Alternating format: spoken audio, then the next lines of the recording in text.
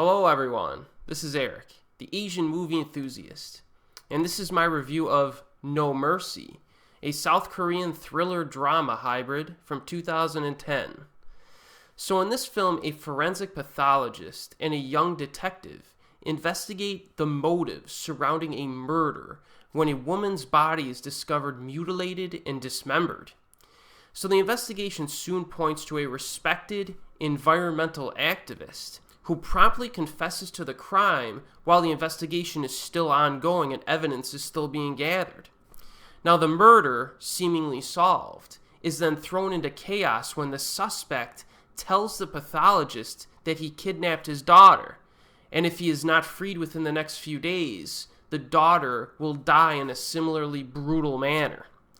So No Mercy is a little bit different from your typical Korean thriller because of its focus on building suspense through evidence tampering sequences, which basically means that the protagonist here must deceive other protagonists for his own purposes, while at the same time attempting to figure out how to get the upper hand on the bad guys.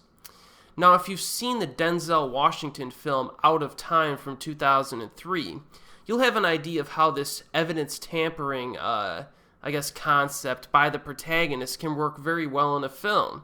I actually really enjoyed Out of Time, so check it out if you have a chance.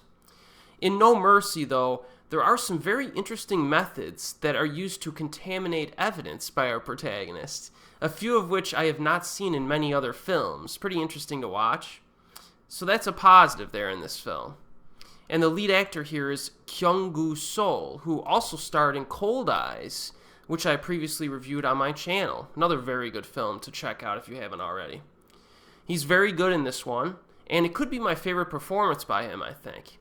The female lead is played by Hye-jin, who previously starred in the excellent Jumong television series, and she is very good here as the neophyte but talented detective who banters with her annoying boss throughout. So this is a good introduction to both of these actors, and if you're a fan, this film's a must-see, obviously, because it has both of them. Now, some other good qualities in No Mercy include the characters, who are well-developed, the script writing, which is fairly sharp, and the dead body effects, which showcase a few convincing autopsy sequences. Nothing too gory or whatnot, but they're pretty convincing with what they show. But I have still not touched on the greatest moment of this film, and that is the ending. All right. The ending to this movie is one of the best, I think, in recent years, actually. It's got a punch to it, and it will certainly affect the viewer long after they finish watching it. And that's all I'll say about it, because otherwise I'll spoil something. Now, one gripe I have with this movie, and there's not many, but one thing I did not like is one particularly obnoxious and useless side character that was thrown in here. I briefly mentioned Hye-jin's boss, and that's who I'm talking about here. This is one cliche of the Korean film industry I wish would just die out, the moronic, incompetent cop.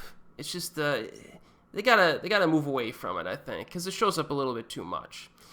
Does this movie industry really hate real-life police so much that they need to keep dredging this thing up over and over again in their films? I don't know, but I don't like it.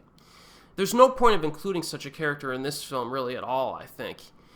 So, overall, it's a cliche that I really despise, and it's one of the cliches of the Korean film industry that I hate the most. Some people like to complain about the Onryo ghost in Asian horror. I'll take the Onryo ghost over the moronic, incompetent Korean cop any day of the week. But, to be fair to this film, that particular side character only has like a few minutes of screen time, so it's not that big of a diversion, I guess. So, in summary, No Mercy is a solid thriller with a fantastic ending, and I definitely recommend this, and it is widely available on DVD. And as always, we'll see you next time.